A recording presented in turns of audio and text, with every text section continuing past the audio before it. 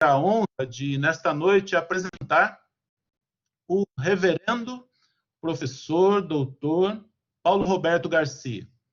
Ele que é casado com a Margarida Franciscini e pai do Paulo André, da Michele e da Luísa. E também, com muita alegria, né, além dos outros, né, mas vô do Gabriel e vô do Pedro.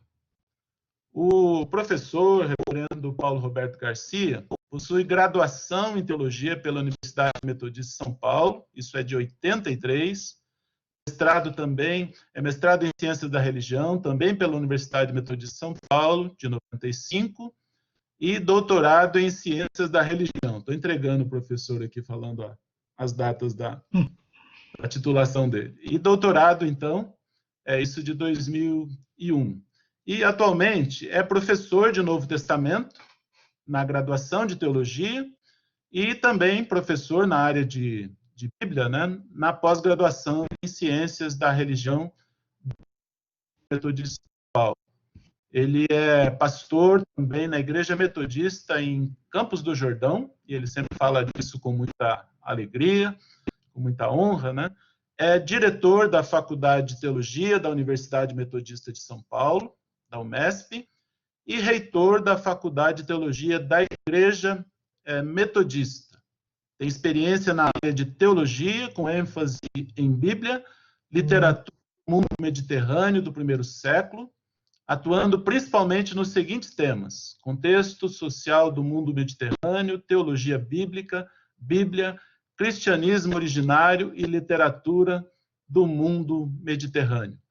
E hoje vai falar para nós o tema da sua apresentação: Saúde e Vida, reflexões neotestamentárias em tempos de pandemia. Então, professor Dr. Paulo Roberto Garcia, seja bem-vindo. Já vou passar a palavra e gostaria apenas de dirigir uma breve palavra de oração. Nós lemos o texto bíblico, né? E a gente tem sempre repetido, a oração está sempre em ordem, né?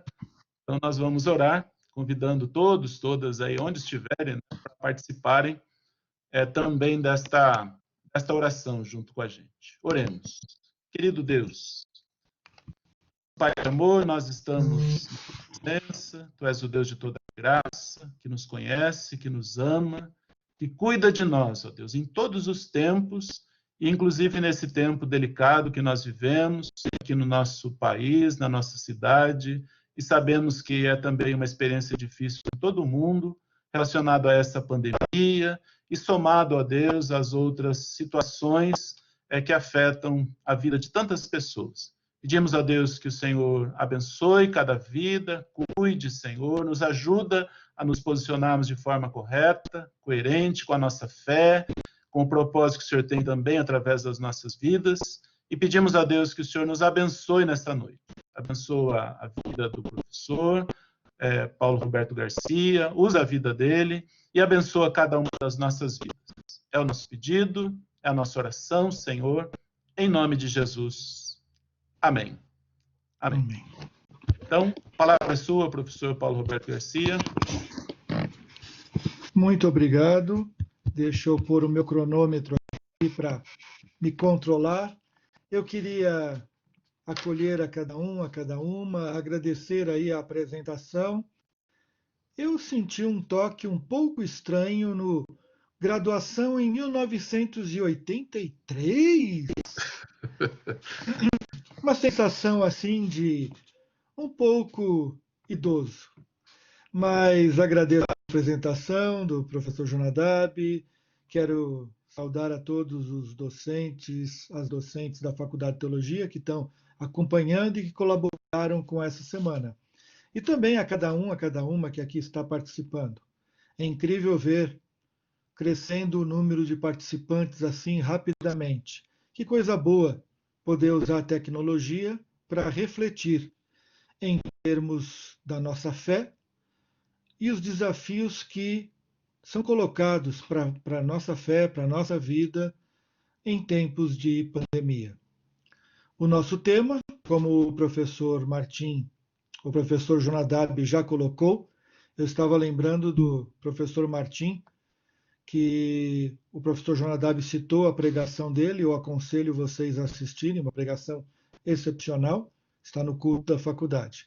Mas o professor Jonadab já falou sobre o tema Saúde e Vida, reflexões neotestamentárias em tempo de pandemia. Para começarmos a nossa conversa, temos que pensar que a doença e a saúde fazem parte dos códigos de honra e vergonha do mundo que cerca as comunidades do cristianismo primitivo. Em especial, as comunidades cristãs pertencentes à religiosidade judaica, ou seja, os judeus cristãos. Deste modo, os evangelhos, como narrativas paradigmáticas nascidas nos seios das comunidades, tinham que fazer o diálogo, tanto dos códigos de honra judaicos, como também com os códigos de honra e vergonha do mundo greco-romano. E aqui um destaque. Quando eu falo de comunidade e narrativas paradigmáticas, precisamos nos lembrar que os evangelhos não tinham a perspectiva de contar história na forma que nós costumamos entender história. No mundo antigo, a história tinha como destaque, como papel importante, chamar a atenção, prender a atenção e despertar valores. Ou seja, as histórias de Jesus eram contadas para forjar nas comunidades primitivas, como até hoje, essa é a finalidade, novos valores, novas perspectivas de viver a fé e o mundo aonde estamos. Por isso, diante disso que estamos falando, as comunidades cristãs originárias foram desafiadas a se posicionarem diante de um tema importantíssimo, a enfermidade. Em nossa abordagem, nós vamos enfocar duas comunidades distintas. Uma comunidade encravada no diálogo com o mundo judaico, a comunidade de memória joanina do Evangelho de João. Outra comunidade, a segunda, uma comunidade marcada pela pluralidade típica de regiões fronteiriças. A comunidade ligada às memórias paulinas, a comunidade lucana, a comunidade de Lucas. Os dois textos que vamos abordar, um de João e um de Lucas, refletem sobre a enfermidade e o enfermo. Como entender a doença? Como lidar com a fragilidade? Essa pergunta estava presente e atravessa a história cristã. Uma observação é que essas respostas, a de João, a de Lucas, não podem ser particularizadas em termos de exclusivas para as comunidades que debatem esse tema. Elas, na verdade, constroem o fio narrativo e o fio de sentido na tradição bíblica e se tornam paradigmáticas para todos e todas que assumem essa fé. Então, ao refletir nesses dois textos, nessas duas amostras, nós estamos refletindo numa perspectiva que atravessa todo o Novo Testamento e também toda a Bíblia. Primeiro ponto para abordar a nossa comunidade de João: doença, deficiência e pragas. A culpa é de quem? Essa primeira abordagem de um texto do Novo Testamento nos leva a uma comunidade judaico-cristã que durante grande parte de sua existência vivia nos espaços próximos a Jerusalém.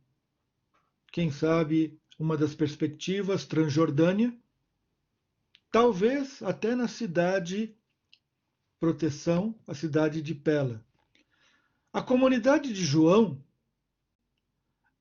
produziu memórias. E uma delas, a memória registrada no capítulo 9, A Cura de um Cego, se localiza no conflito violento enfrentado pós-destruição do templo e o embate da sinagoga com os diversos movimentos judaicos, entre eles o movimento judaico-cristão, que fazia parte, então, da qual faziam parte as pessoas desta comunidade. A lei se tornou elemento central. Sem o templo, a sinagoga ganha poder, a lei ganha centralidade. Porém, o conflito não se resume somente no nós-eles, ou seja, a comunidade joanina e a sinagoga. O conflito também se localiza na dimensão nós-nós. Ou seja, dentro da comunidade também há choque. E choque em torno dos mesmos temas. As definições de honra e vergonha, pureza e impureza, e aqui eu empresto os conceitos e as categorias de Mary Douglas, e tem em termos de Novo Testamento, Bruce Malina, que foi um discípulo de Mary Douglas na aplicação desses conceitos ao Novo Testamento. Esses conceitos, pureza, impureza, honra e vergonha, são importantíssimos. E a enfermidade se localiza aqui e é tema para debate. Não vamos ler todo o capítulo 9, mas eu quero destacar os primeiros versículos, os 12 primeiros versículos. E eu vou ler. Vou ler na tradução da Nova Almeida, uma tradução que eu tenho acompanhado, que tem me agradado bastante. Então, João, capítulo 9, de 1 a 12. Enquanto Jesus caminhava, viu um homem cego de nascença. E os seus discípulos perguntaram: Mestre, quem pecou para que este homem nascesse cego? Ele ou os pais dele? Jesus respondeu: nem ele pecou, nem os pais dele. Mas isso aconteceu para que nele se manifestem as obras de Deus. É necessário que façamos as obras daquele que me enviou enquanto é dia. A noite vem, quando ninguém pode trabalhar. Enquanto estou no mundo, sou a luz do mundo. Depois de dizer isso, Jesus cuspiu na terra, fez lama com a saliva e com a lama untou os olhos do cego. Então disse ao cego: vá lavar-se no tanque de Siloé. Siloé quer dizer enviado. O cego foi, lavou-se e voltou vendo. Então os vizinhos e os que antes o conheciam de vista como um mendigo perguntavam: não é este o que ficava sentado pedindo esmolas? Uns diziam: é ele. Outros: não, mas se parece com ele. O homem dizia: sou eu. Então lhe perguntaram: como foram abertos seus olhos? Ele respondeu: o homem chamado Jesus fez lama, passou nos meus olhos e disse: vá ao tanque de Siloé e lava-te. Então eu fui, lavei-me e estou vendo. Eles perguntaram: onde ele está? Respondeu: não sei. Esse texto daria para falarmos uma semana inteira nele e seguindo o resto. Mas eu quero destacar alguns aspectos que chamam a atenção nessa perícope. O primeiro aspecto é que a enfermidade é um drama. Encontrar um culpado é um elemento fundamental. Ao final, vamos aprofundar um pouco isso, mas a questão da enfermidade, ela é um choque na busca da normalidade. O desejo de todo mundo é que tenha saúde, que as pessoas não tenham deficiência e que isso seja o comum, o normal. Quando a enfermidade surge, isso desestabiliza o mundo. Se eu não encontrar uma causa ou uma culpa para a enfermidade, ela toca em nossa fragilidade. Eu posso também enfermar. Eu posso também, de repente, desenvolver uma deficiência. Eu posso nascer com uma deficiência. Meus filhos podem nascer com enfermidade, com deficiência. Então eu preciso encontrar um caminho de superar isso. Para isso, é necessário descobrir um culpado e uma culpa para se estabelecer a paz e a ordem. A normalidade e a saúde, e consequentemente a doença, entram em choque. Saúde é normalidade, doença é quebra do estabelecido. Se há culpa, a normalidade está garantida. O problema que temos aqui é que essa pergunta, farisaica por natureza, que esse era o drama e o conflito dos fariseus, que diziam que a doença era consequência do pecado, está na boca dos discípulos. É um conflito com a sinagoga, mas é um conflito intracomunidade. Porque essa memória, ao ser resgatada pela comunidade, nos remete a essa situação de que essa pergunta estava também dentro da comunidade joanina. Estava também no cotidiano dessa comunidade. Diante do conflito com a sinagoga, há grupos no interior da comunidade que assumem o discurso sinagogal como verdadeiro. A doença é resultado do pecado. A única dificuldade é encontrar onde está a culpa. Então, se o cego nasceu cego, ou a culpa está nele que pecou no ventre, ou dos pais de quem ele herdou o pecado. A culpabilização é um primeiro elemento que nos chama a atenção.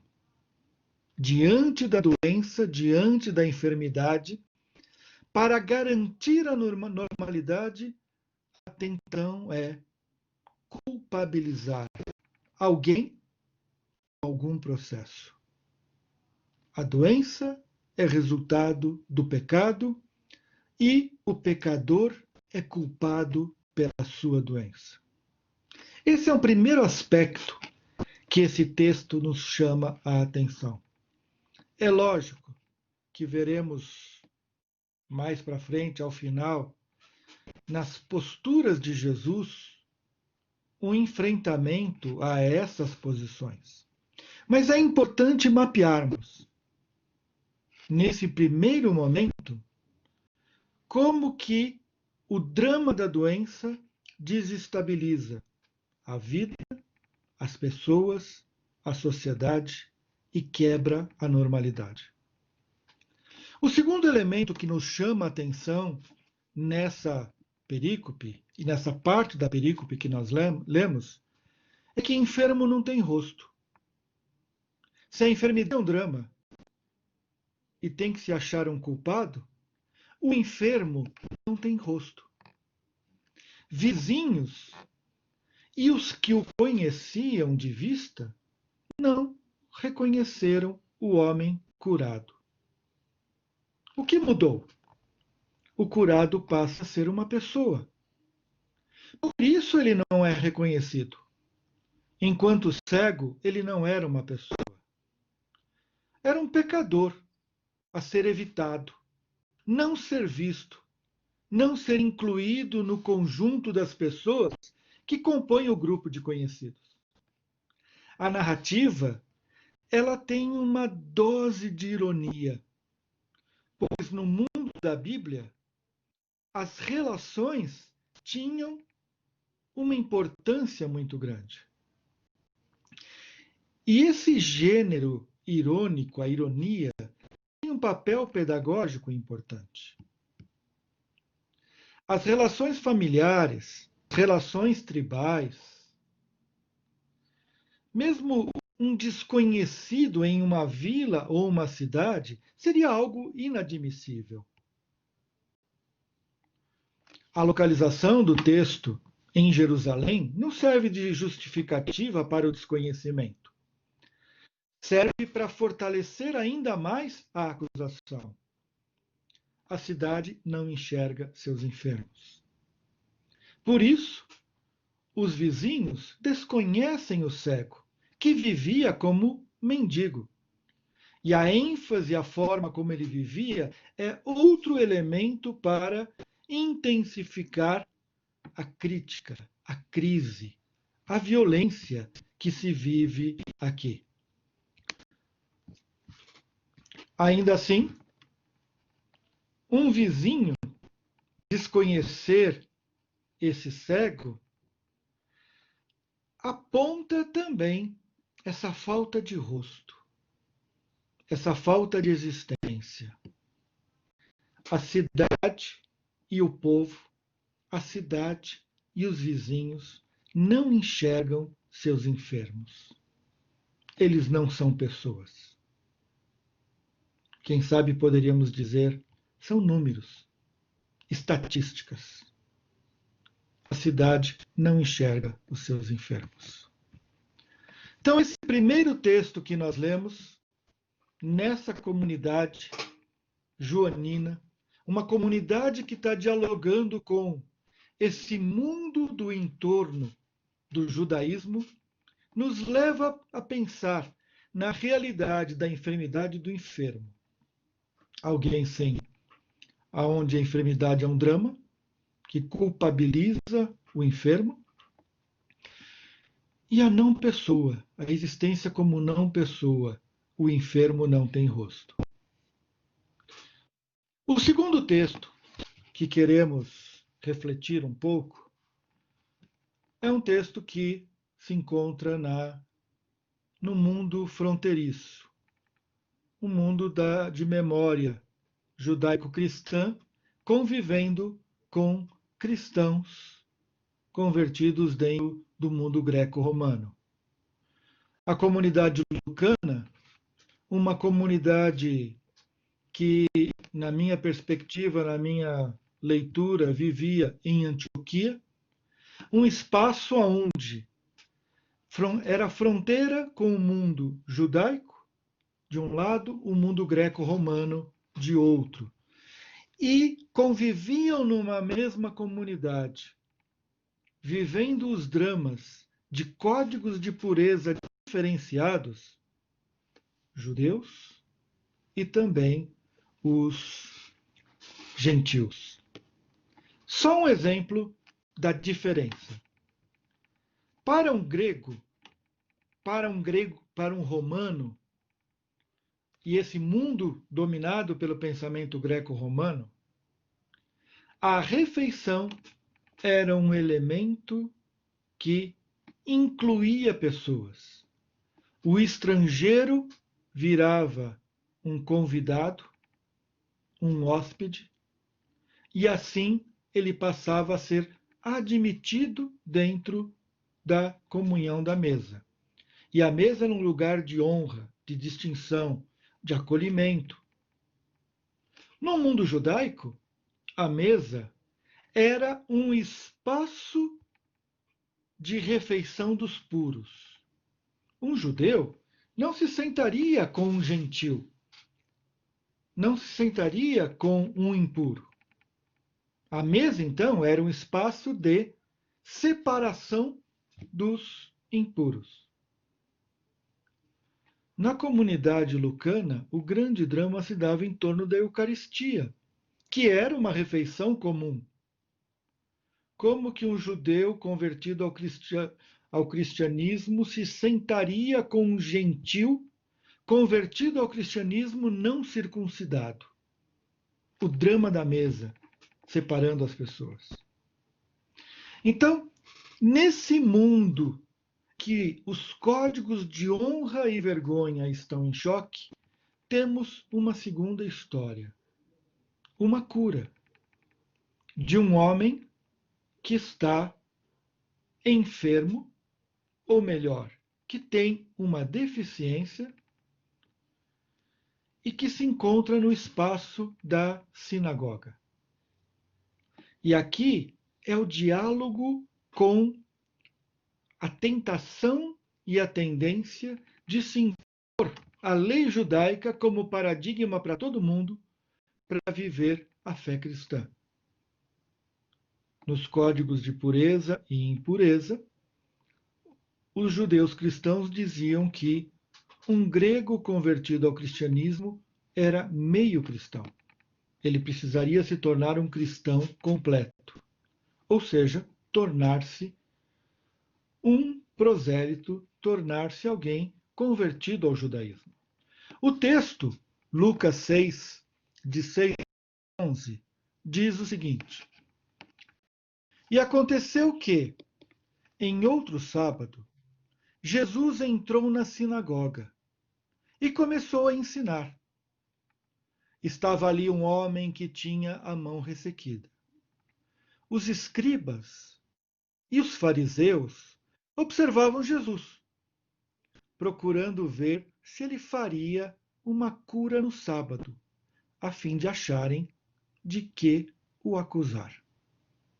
Mas Jesus, conhecendo o pensamento deles, disse ao homem da mão ressequida: Levante-se e venha para o meio. E ele, levantando-se, ficou em pé. Então Jesus disse a eles: Vou fazer uma pergunta a vocês. É lícito no sábado fazer o bem ou fazer o mal?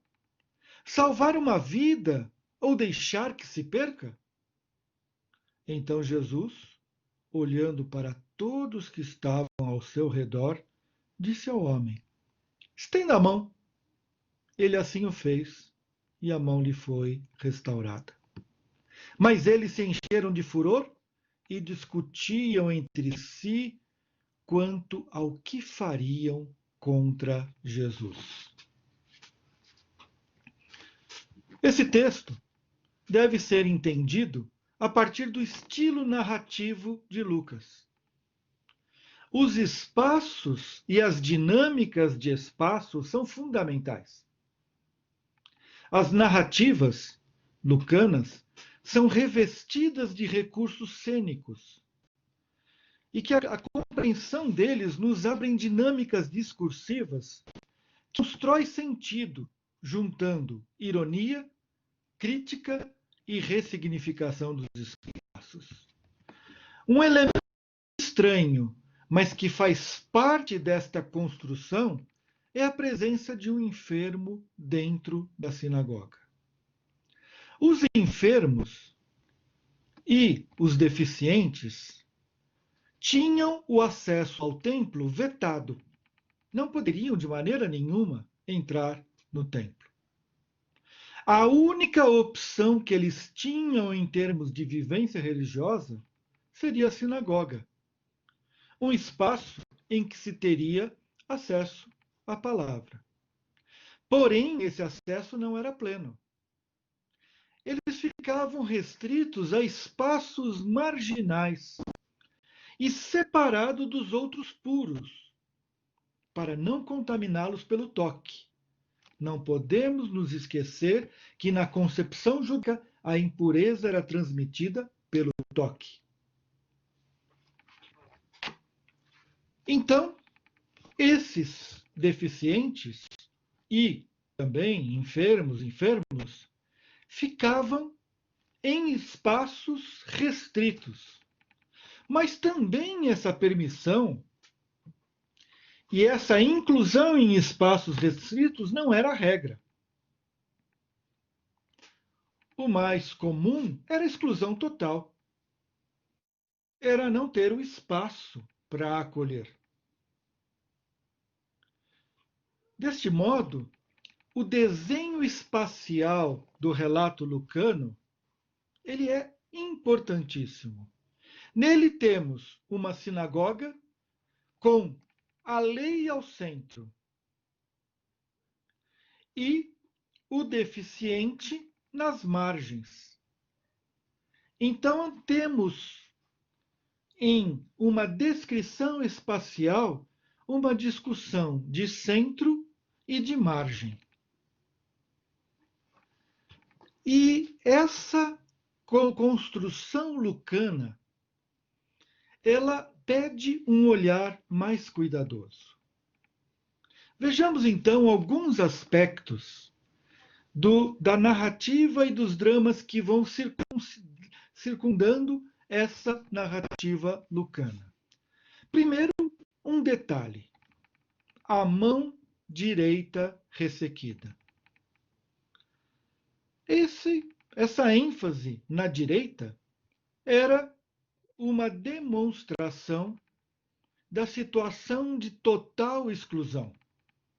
Na cultura judaica, em seus códigos de pureza alimentar, a comida era pega com a mão direita. Ao reclinar-se no chão para comer, deitava-se, se apoiava sobre o braço esquerdo.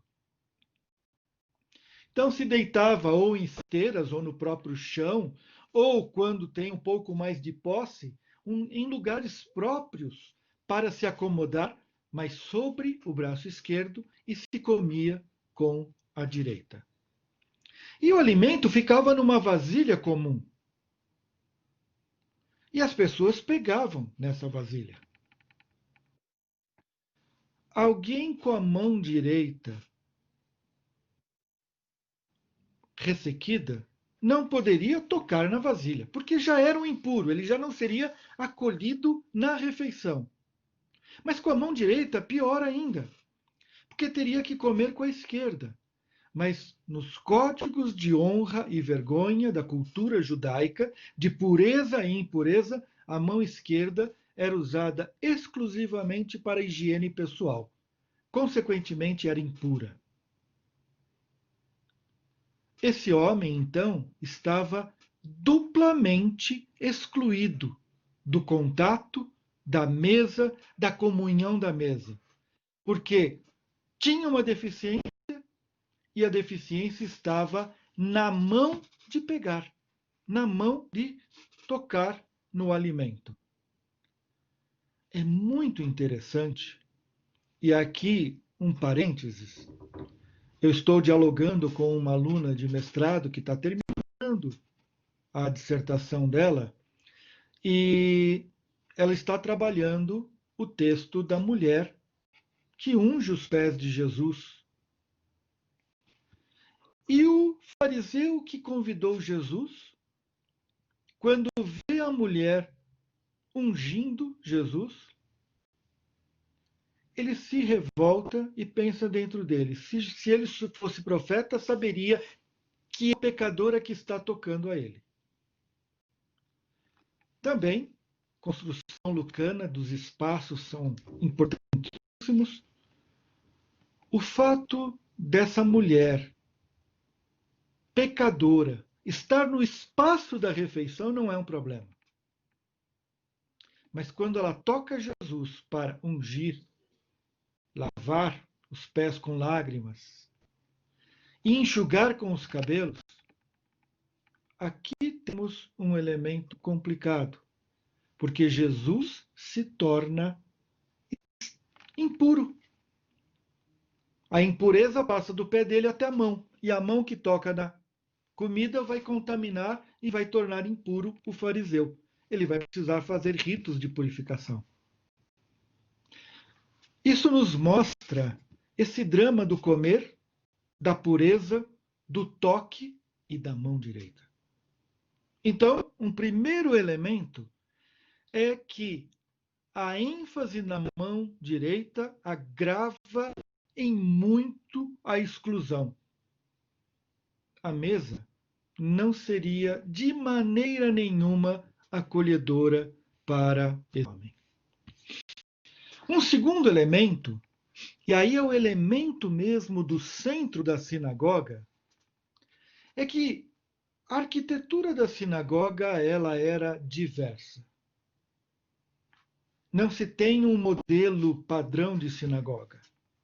Mas o espaço central, ou central em termos de geografia, ou central em termos de atenção, era o lugar onde ficavam os rolos da lei. Numa sinagoga com mais posse, que tinha o rolo, ficava lá. Em outras sinagogas mais simples, que não tinha acesso ao texto, ao rolo, que era algo caríssimo, então era o lugar onde se recitava e se ensinava a lei. Ou seja, na sinagoga, o espaço central é o espaço do ensinamento, da transmissão da lei. É o espaço onde esses ensinamentos, essas prescrições, esses mandamentos, essas ordenanças são ensinadas, transmitidas, inculcadas e, mais do que isso, colocadas como norteadoras e organizadoras da vida. A lei, a pureza, os códigos legais representavam o centro da vida religiosa da sinagoga. Assim, a narrativa lucana, como temos insistido, constrói um debate espacial, um debate em torno do espaço descrito. Jesus, ao chamar o homem para o centro, inverte a concepção de centralidade da religião. A ida desse deficiente para o centro inverteria a lógica da pureza. O centro da religião é o fragilizado, e não a ordenança, e não a ordem. São dois projetos de religião em conflito. De um lado, a religião da ordem, da lei e da condenação dos pecados. De outro lado, a religião da restauração, da vida, da centralidade no fragilizado, do fazer o bem, da vida e do cuidado acima dos ditames da lei. Temos, então, nessa descrição espacial, ela por si só já teria no relato lucano o poder de transformar a concepção de fé. Porém, o relato intensifica mais o drama. O texto diz que o deficiente se levanta e fica em pé. Ele não vai para o meio. Por que não? Por que essa informação na narrativa? Que ele se levanta e fica em pé. A marginalização, os códigos de pureza, os códigos de exclusão se localizam no próprio deficiente. Ele não consegue se colocar no centro. Então Jesus fala, levanta e vem para o centro. E o texto diz, ele levantou e ficou em pé. Um elemento interessante e importante nesse texto é que os dois verbos usados para levantar, e aqui temos dois verbos diferentes, um que Jesus fala, levante e venha para o centro, e outro que fala, ele levantou-se e ficou em pé. Os dois verbos são usados também nos relatos do Novo Testamento para descrever ressurreição. O primeiro verbo, egeiro, levantar-se, é muito comum para falar que Jesus ou foi levantado, egeiro, ou se levantou dentre os mortos. E o segundo, o anastine, ele também é usado, o anastasso, ele é usado para também ressurreição. no sentido de levantar da morte, de sair da morte. No mundo e no diálogo espacial, nesse diálogo do espaço, temos também um jogo de palavras de convite a levantar-se da morte, a gerar a vida. Por isso, a pergunta de Jesus para os fariseus. Por isso, ele vai falar para eles: vou fazer uma pergunta a vocês. É lícito no sábado fazer o bem ou fazer o mal? Salvar uma vida ou deixar que ela se perca? Então há um diálogo de restauração da vida.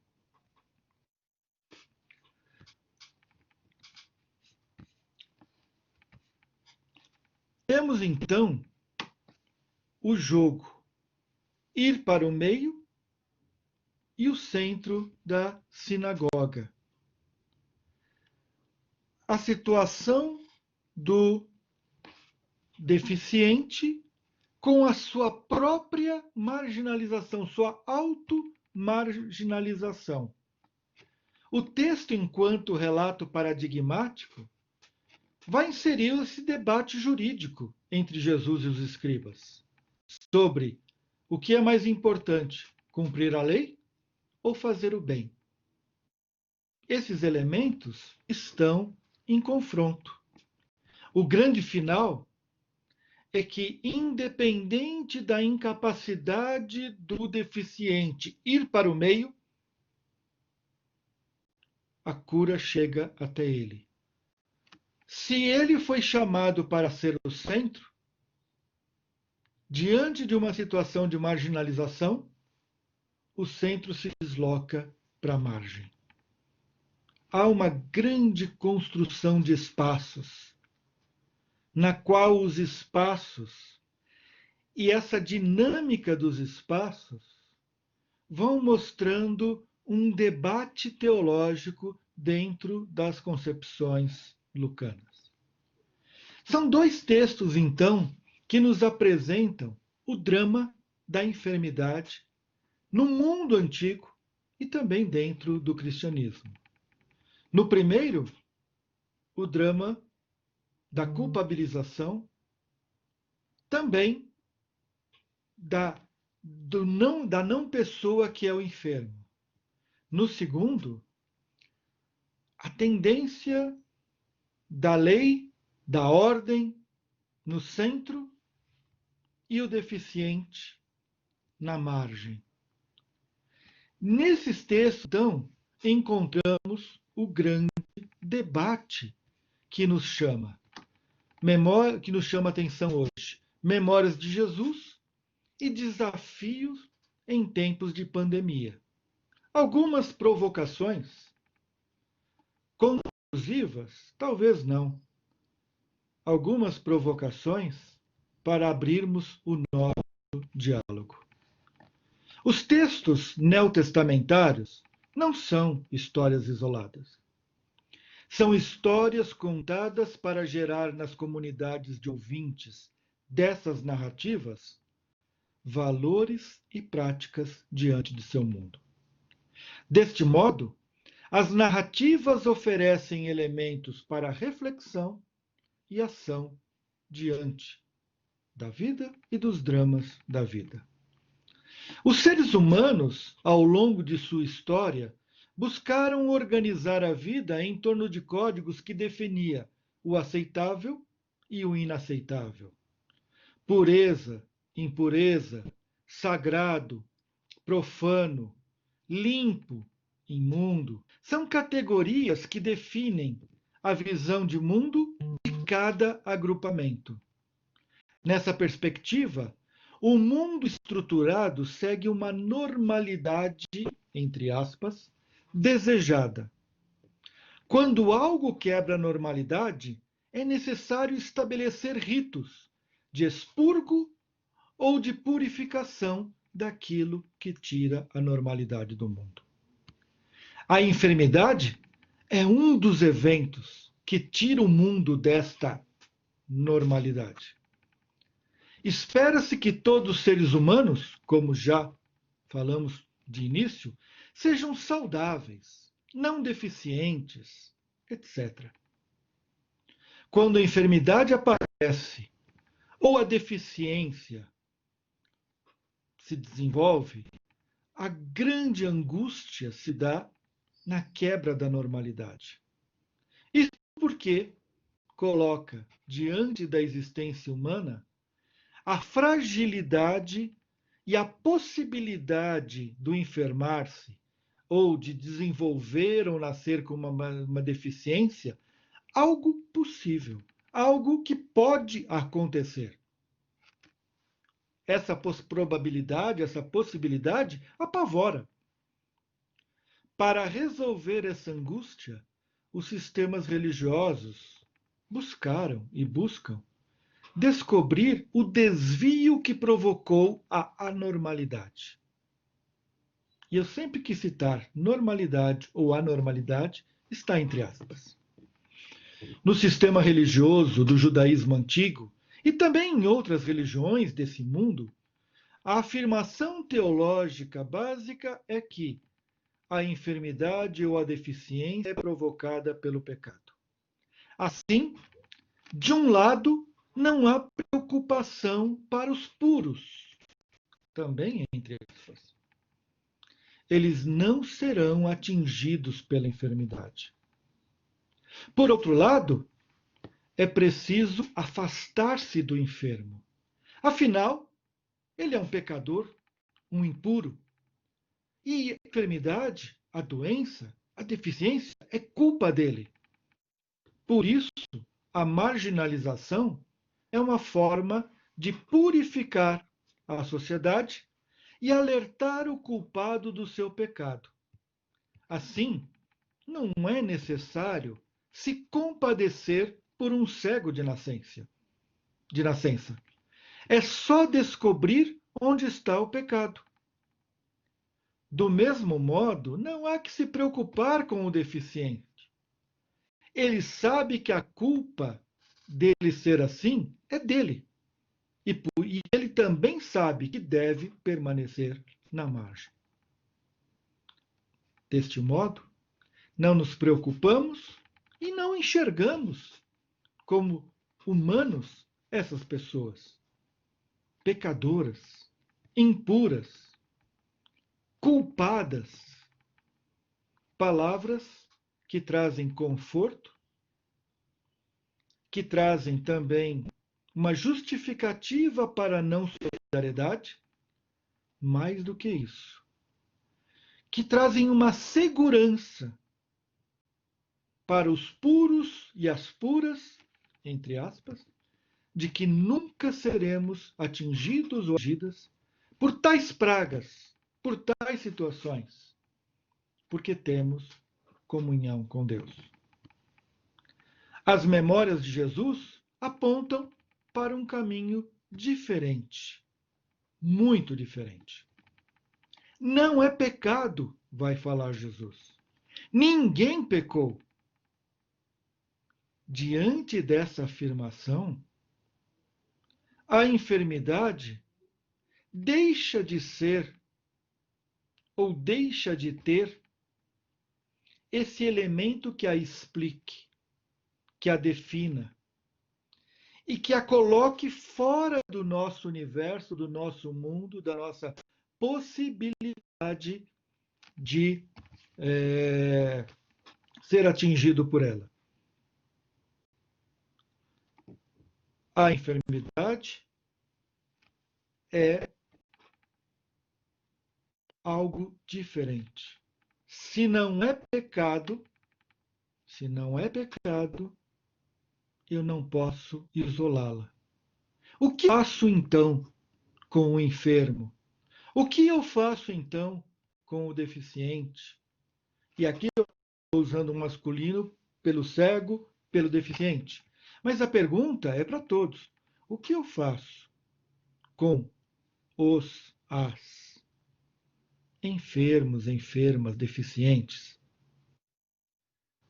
Jesus, então, na sua prática, vai ser um paradigma de que a enfermidade, a deficiência, é espaço, é oportunidade.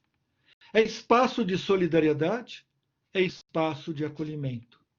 O deficiente deve ser o centro e o espaço de aprendizagem da comunidade. Ou seja, aprendemos a vida quando o fragilizado está no centro.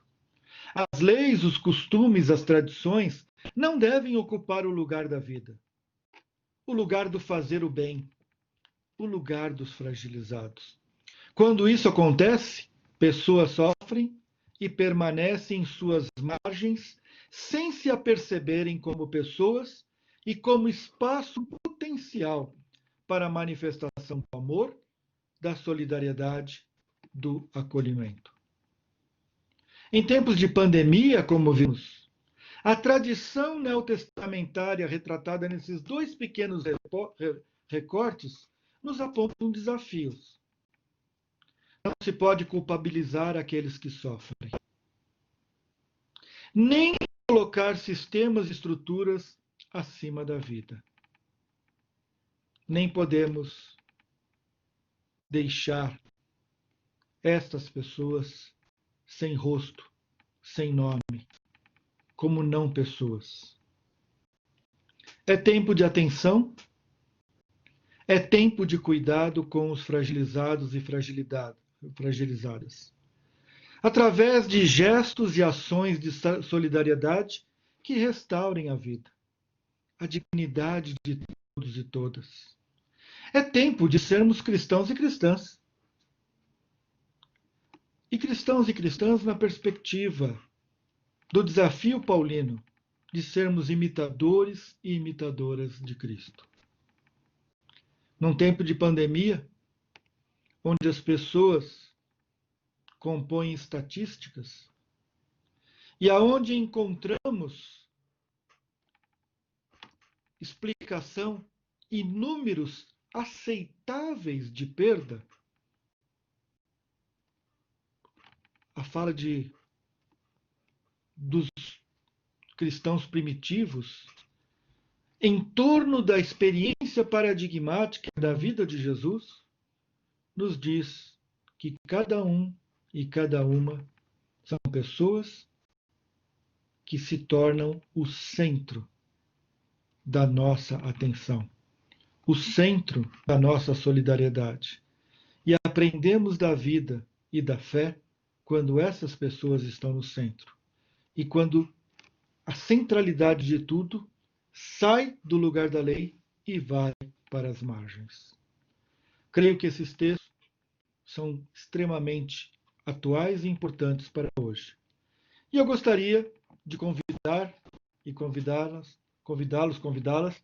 a refletirmos um pouco sobre esse texto. O professor Jonadab vai fazer uma reação. Eu vou passar a palavra a Paulo Dias Nogueira e depois poderemos conversar. Muito obrigado a todos e todas.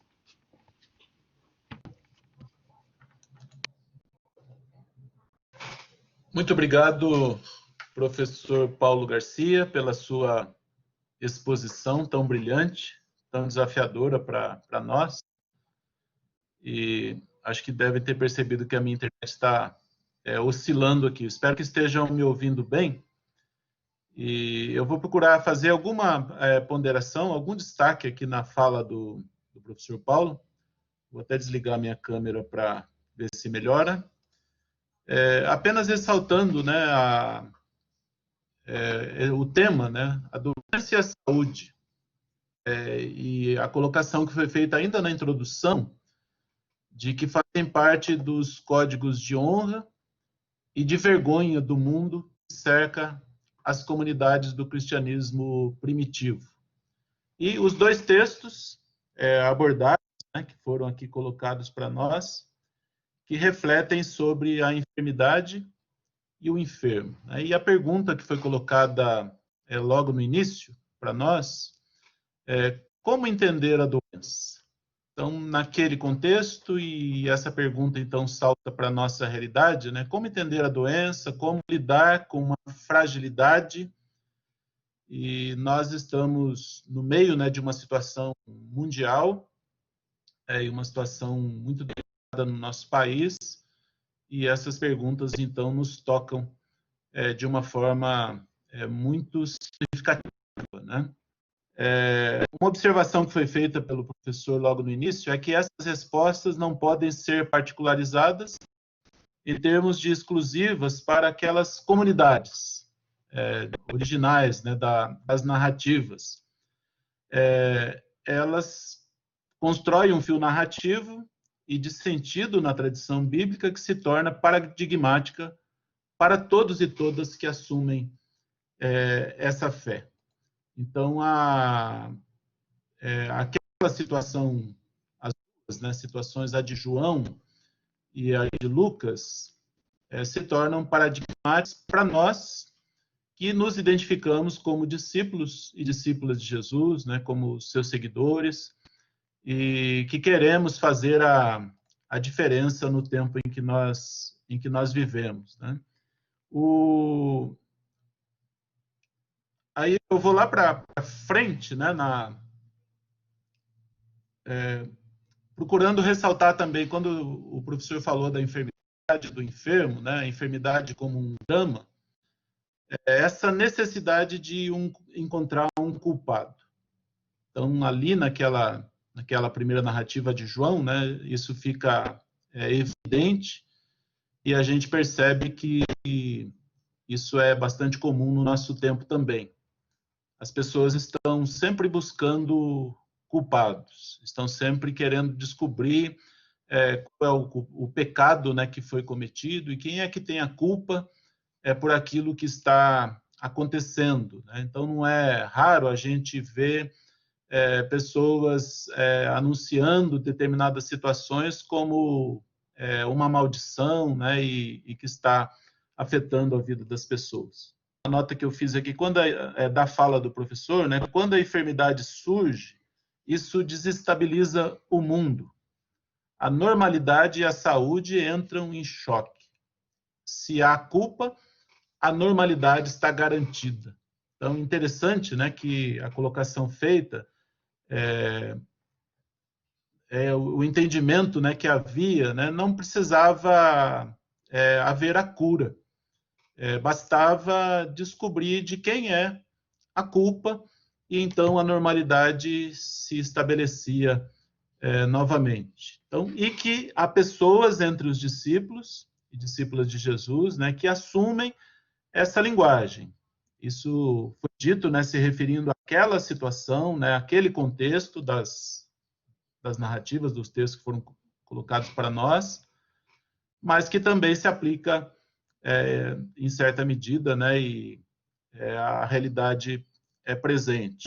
Há pessoas entre os discípulos e discípulos de Jesus que assumem essa posição de buscar a culpa, como se o simples fato de definir de quem é a culpa, isso já trouxesse a normalidade. Então, a tentação é culpabilizar alguém ou algum processo, identificar, né, o pecador, né, identificar ele como culpado pela sua doença, né, pela situação. E a colocação é muito bem feita, né, que para nós não deixa dúvida, né, de que a postura de Jesus é o enfrentamento dessas posições. Então, é um destaque que eu faço, né, que Jesus vai na contramão, ele vai enfrentar essas posições, tanto em um como em outro relato, tanto no relato de João, como no relato de Lucas, que nós acompanhamos a exposição do professor.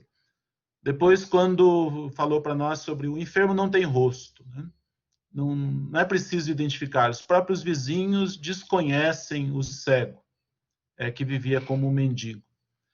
E, então, essa falta do rosto, e que a gente percebe que é vigente, né, é atual, Para a gente, às vezes, basta saber o número. Quantas pessoas morreram ontem? Quantas pessoas foram contabilizadas aí de morte na pandemia? Né?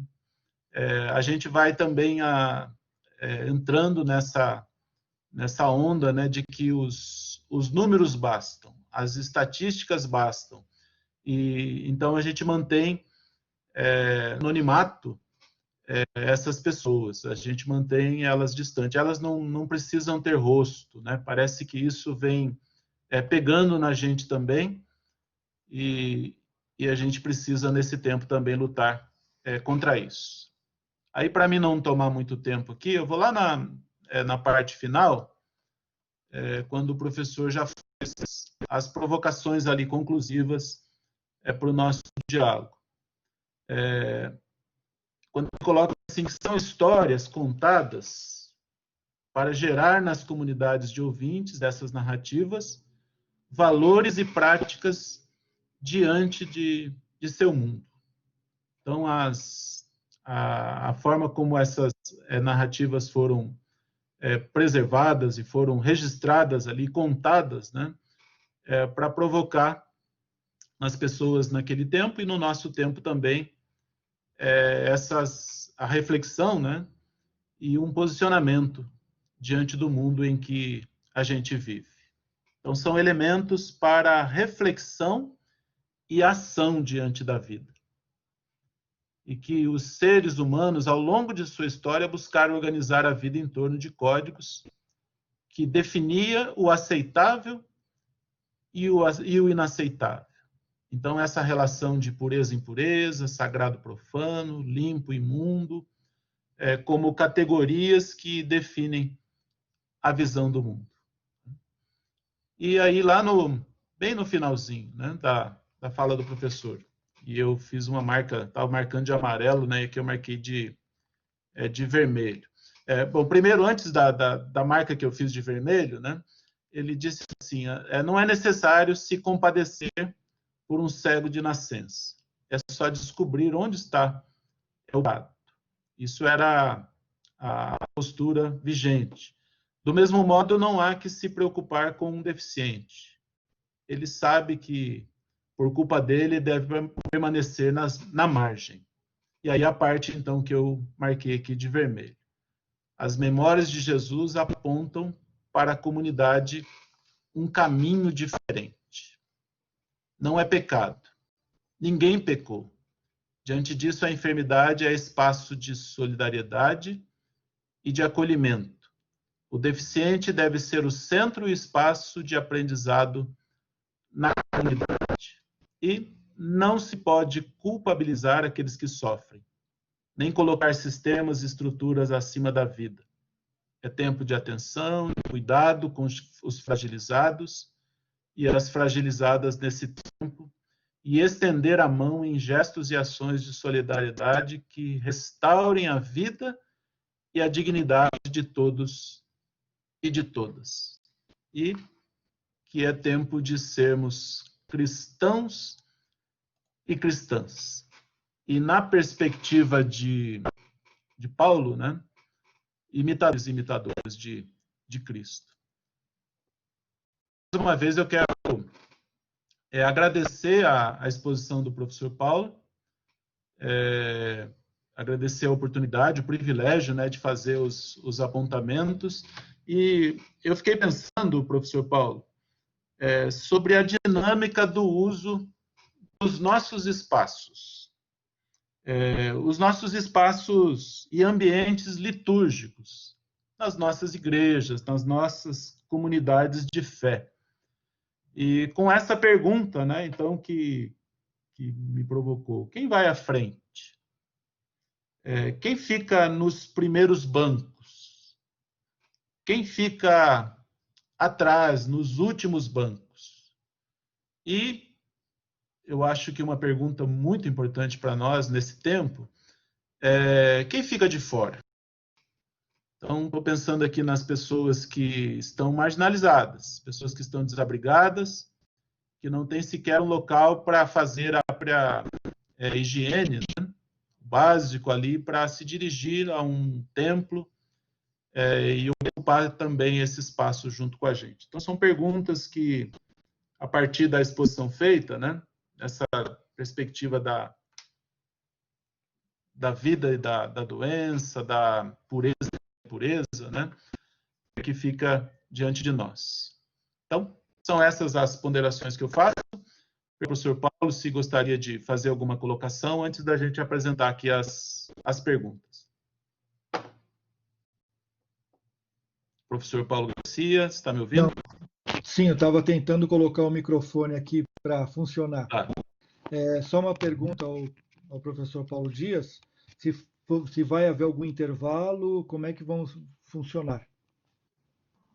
Sim, podemos fazer um intervalo de 3 minutinhos e já retornamos aqui com as perguntas, ok? 3 minutinhos de intervalo e já voltamos.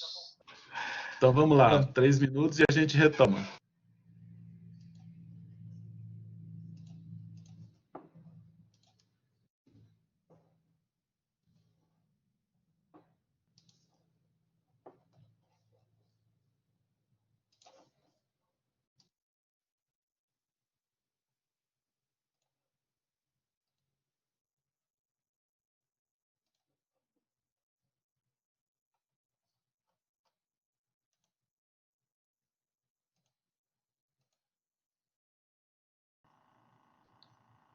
Professor Jonadab, a palavra está contigo.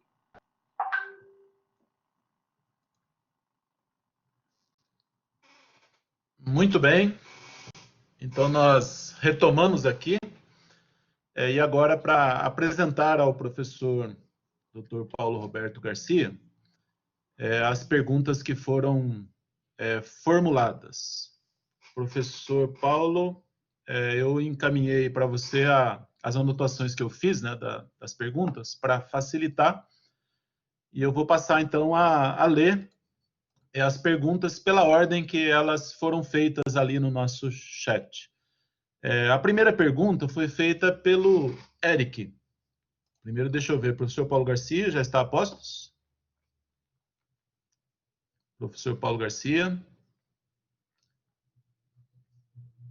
Então, aguardando um pouquinho. Opa, está sim. Não. É que a gente fala com o microfone fechado, vocês não escutam, não sei o que acontece. Não sei o que acontece. Tá. Então, já posso passar a leitura das perguntas? E posso fazer de 3 em 3? Alô? Oi, Jonadab? Sim. Não, Posso agora fazer sim. as perguntas, então? Pode, depois eu já vou incluir uma fala acerca da tua reação, a qual eu agradeço de antemão aí. Tá, obrigado. Eu que agradeço a oportunidade. Não sei se você ouviu, eu te encaminhei as anotações que eu fiz da maior parte das perguntas. Se isso ajudar, né? Mas eu acho que só falando aqui já vai. Okay. A primeira pergunta anotada é do Eric de Souza, já formado aqui na nossa faculdade, né? Eu ia chamar de ex-aluno, mas a gente tem aprendido que esse termo não é muito bom. Uhum. Então, o Eric perguntou, professor Paulo Garcia, como trabalhar a profecia de Isaías quando diz: ele levou sobre si as nossas dores e enfermidades? Uma vez que este texto tem sido usado por alguns líderes religiosos com a promessa do paraíso terreno e a liberdade das enfermidades, ou a libertação das enfermidades, em especial do Covid-19. Então, essa foi a pergunta do Eric. E a pergunta agora da Orlinda Ferreira Machado. Ela perguntou qual a atitude de uma cristã em consolar quem sofre por perdas e doenças, diante de muitas situações de decepção, sendo religiosa e participante da igreja e crença. Então, pelo que eu entendi, ela diz que diante da condição dela, né, de decepção e tal, ela faz essa pergunta. Qual a atitude de uma cristã em consolar quem sofre por perdas e doenças? Então, mais uma, a última desse bloco, Do Júlio César Arantes, também nosso aluno. Professor Paulo Garcia, o sentimento é de agradecimento pela explanação, no mesmo sentido do ponto que o professor abordou. A culpa é de quem? A respeito da enfermidade e ou deficiência. Como podemos ajudar as pessoas na aplicação da proposta em lidarem com a falta de respostas no quesito de não encontrarem a razão da enfermidade na manutenção da vida em momentos de enfrentamentos globais, a deixarem de olhar para os números de mortalidade e passarem a olharem de forma acolhedora para os seres humanos acometidos dessas enfermidades, deficiências? Obrigado. Então, são essas as iniciais. A palavra é sua, professor. Agradeço, muito obrigado aí pelas perguntas, pela reação, e eu vou dar dar uma abordagem depois a cada uma, mas eu quero fazer um fio que atravessa todas elas, né? Porque, em primeiro lugar, uma coisa que nos chama a atenção, e eu estou olhando aqui a pergunta do Júlio César, né, essa parte final, que como deixar olhar para o número, né, de mortalidades. O professor Jonadab também falou sobre as estatísticas, sobre o número. E é muito interessante como que a estatística nos ajuda a sermos menos humanos. Porque a gente transforma em número aquilo que é vida. Não estou desmerecendo a estatística, eu até gosto da estatística, de ver dados, tudo, mas ela tem um risco grande. Nesse período de pandemia, eu vi um vídeo que eu acho que foi um dos melhores vídeos sobre os tempos em que nós vivemos.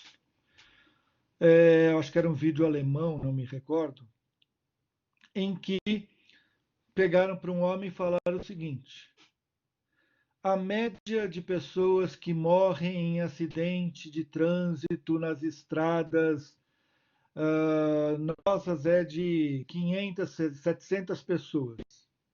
Que número seria aceitável? Aí ele parou, pensou e disse assim: 140, 150, alguma coisa assim. Aí a pessoa falou: sim, 150, só um minuto. Ele falou 150. Aí entraram 150 pessoas. E ele olhou, eram todas parentes dele. Primos, parentes distantes, parentes próximos, filhos, esposa. Aí a pessoa perguntou: quantos seriam mesmo aceitáveis?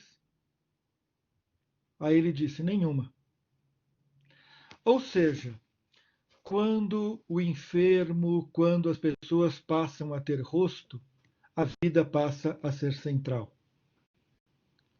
Nós estamos vivendo um tempo em que a grande pergunta que se faz é: vamos comprometer a estrutura por causa de alguns mortos? Estou colocando nas minhas palavras, ninguém falou desse jeito. Mas, no fundo, é isso que se pergunta. A pergunta é aceitável perder alguém? Muito interessante quando começou essa questão da Covid, que era algo que nos chamava a atenção, que me incomodava profundamente. Mas no momento agora em que já não cabe em uma mão o número de pessoas próximas que eu conhecia, que foram vitimadas da Covid, que perderam sua vida, ela vai ganhando um ar ainda mais terrível, é mais complicado. Ou seja, é necessário dar rosto, dar voz, dar nome para todas as pessoas. Quer dizer, eu acho que esse é um caminho que a gente precisa enfrentar e fazer. Agora, pegando alguns aspectos das perguntas, né? Começando por uma provocação do professor Jonadab das dinâmicas de espaços. Eu gosto do Evangelho de Lucas por causa disso. Ele sabe decodificar muito bem a dinâmica de espaço. na dinâmica de espaço, o próprio espaço da igreja, a gente vê quem ocupa qual espaço, onde ficam as nossas crianças, onde fica, agora com a parte da música ganhando importância, a disputa de espaço, da onde se coloca o púlpito, da onde se coloca o conjunto. Ainda vivemos a disputa pela centralidade. Aí o grande desafio mesmo é levar para a margem. Então, assim, a provocação do professor Jonadab nos leva para além da discussão somente da enfermidade, mas nos coloca também na discussão de como organizamos os nossos espaços de vivência da fé. Ele faz uma pergunta interessante, porque ela nos provoca a repensar, a pensar um pouco em como lemos a Bíblia. Pega-se o texto de Isaías, ele carregou sobre si as nossas enfermidades. Ou seja, o texto está dizendo que ninguém mais precisa ficar enfermo. Quem é cristão, quem está com Cristo, Cristo já levou as enfermidades, não fica mais doente. Esse é o problema da leitura da Bíblia fragmentada, em que a gente pega pedacinhos da Bíblia e constrói alguns discursos, mas que não se sustentam no todo da Bíblia. É muito interessante, eu trabalhei com a minha igreja esses dias atrás, o texto de Ana e de Zacarias, e assim, a ironia lucana, que é um processo pedagógico, né?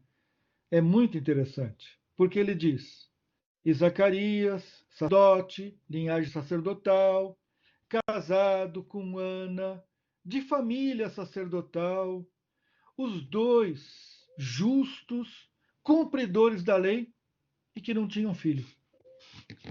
Não ter filho naquela época era uma abominação. Alguém era o culpado. Aí era pecado também, alguém estava pecando. Mas o texto nos lembra que o justo, muitas vezes, sofre e não tem as bênçãos que se esperam ou que se desejam. Ah, não, mas aí eles tiveram filho. Sim, o filho não foi sacerdote, não seguiu os caminhos do pai. Nos códigos de honra da época, João Batista em nada deu honra para Ana, para Zacarias. Para Isabel, desculpa, eu estou falando Ana aqui, para Isabel. Para Zacarias. Quer dizer, o que nós percebemos é uma situação em que,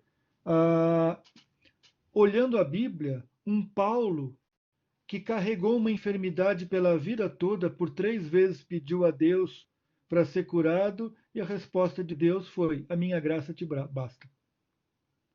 Então, assim, essa leitura de Isaías não se sustenta na história da própria Bíblia. Por isso a Bíblia não é feita para se ler em pedaços, é feita para se ler inteira. E quando eu falei que eu peguei 2 textos e que não poderia lê-los de maneira isolada, é exatamente por isso, porque eles têm que compor um mosaico. E na composição do mosaico, enxergamos então essa palavra inspirada que se instaura na vida e da vida das pessoas nos ensina e nos ilumina. Aí, caminhando para a fala linda, e depois só mais um detalhe na fala do Júlio. Então, na questão da Olinda, o que eu diria basicamente é o seguinte: só um minutinho que preciso pegar as perguntas aqui. Na fala da Olinda, eu diria basicamente o seguinte: qual a atitude de um cristão e de uma cristã? É consolar, mas mais do que consolar, perceber que a vida do outro é centralidade. E eu tenho que tomar cuidado, que essas coisas eu gosto de falar e falo tempo demais. Mas O cuidar do outro, enxergar o outro, ter o outro no centro, é um princípio que aparece nos catálogos de virtudes de Paulo e em vários outros lugares. Então, a atitude de um cristão, de uma cristã, é consolar e cuidar dos pequeninos e das pequeninas. E como ajudar as pessoas na aplicação da proposta de lidarem com a falta de respostas? Aí é a grande questão. Às vezes, a enfermidade não tem resposta. Esse é o grande elemento que Jesus coloca no texto. Muitas vezes o sofrimento não tem resposta. A resposta ao sofrimento é o acolhimento, é o conforto, é a presença. É a presença de Deus, a presença de Cristo. Então não temos que explicar o sofrimento. Temos que acolher o que sofre. Temos que acolher aquele que está fragilizado. Quer dizer, essa é a dinâmica. Explicar é dar sentido. Mas o único sentido que nós temos verdadeiro na vida é de que somos frágeis. E o acaso pode nos pegar e nos surpreender. Temos que estar preparados e preparadas para encontrar o lastro da solidariedade, do acolhimento e do apoio. Bom, acho que em parte já respondi. Eu gostaria de ficar falando mais, mas acho que a gente tem que passar para outro bloco, né, Jonadab? Sim, então eu vou ler aqui agora a pergunta que foi feita pelo Aparecido Batista, que é também nosso aluno do Matutino. Professor Paulo Garcia, a doença e cura mencionados na Bíblia não têm interesse e nem objetivo médico, mas teológico. Apesar de todos os avanços da ciência na área da saúde em favor do bem-estar humano, a enfermidade continua sendo um problema tão sério hoje como era nos tempos bíblicos. Como tratar do ponto de vista teológico esse cenário de pandemia em que estamos vivendo? Então, pergunta do Aparecido. Vou apresentar também aqui a pergunta que foi formulada pelo Isaías Soares. Professor, a igreja hoje, quando não vê e nem acolhe os enfermos, quando não vê nem acolhe os enfermos, deficientes e marginalizados da sociedade, ela não se distancia da mensagem de Cristo nos evangelhos e não está fora do propósito da missão de Deus? Então, esta pergunta do Isaías. E agora da Rosi, que está identificada apenas assim, né? Então, quando Jesus chama-o para o centro, ele quer demonstrar o que a situação daquele homem era mais importante do que a lei. A Rosi é do Polo de Santos, do nosso curso EAD, né? Acho que as três. Se quiser, eu coloco mais uma aí para dar uma engrossadinha. Pode ser mais uma? Pode. Então vamos lá. Agora a Dani Lopes Sabina, da Igreja da Vila Conde, e que é também médica, e que está nos acompanhando aí toda semana, pelo que eu vi. Entendo que Jesus veio e quebrou esse conceito de impureza geracional através dele próprio, com seu sacrifício na cruz, nos fazendo a todos igualmente passíveis de alcançar a pureza mediante a graça. Se estou errada, por favor, ela colocou entre parênteses, né? Se estou errada, por favor, me corrija, não sou estudante de teologia. Porém, eu sinto que, na atualidade, os doentes continuam sendo invisíveis aos olhos dos homens, seres humanos, né? Sobretudo tratando-se de doentes, pobres, marginalizados. Inclusive invisíveis por cristãos. Na minha opinião, essa é uma atitude muito impura, injusta, repreensível. Professor, como alto representante da comunidade eclesiástica da instituição metodista, o que o doutor me recomenda para aliviar minha tremenda inconformidade e indignação ante este fato? Então, a palavra é sua, professor.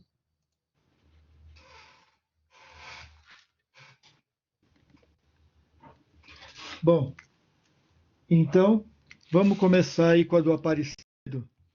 E aí é muito legal, Aparecido. Deixa eu pegar aqui a pergunta que eu tenho que ficar olhando, né? Em primeiro lugar, os relatos de enfermidade, de cura, eles são paradigmáticos. Às vezes a pessoa pega o relato e fica olhando assim, puxa, olha o poder de Jesus. Mostrar o poder de Jesus para uma comunidade cristã primitiva que estava ainda naquela ebulição do que tinha sido o evento de Jesus, não era o central, não era fundamental. Todo mundo sabia que Jesus tinha poder. O relato de milagre, então, ele vem revestido desse desafio para uma mudança de vida. Porque o milagre ganha uma conotação pedagógica, então. Jesus curou o cego. Puxa vida, eu vou curar cego. Nós não vamos curar cego. Tem um pastor, reverendo Enoque, que ele é cego, e um grande amigo, e eu dou muita risada com ele, porque ele fala assim, vira e mexe as pessoas vêm para mim, vou orar para você ser curado, mas ninguém perguntou se eu quero ser curado. Eu tenho medo, vai que eu começo a enxergar aí, eu vou começar a ver coisa que não gosto.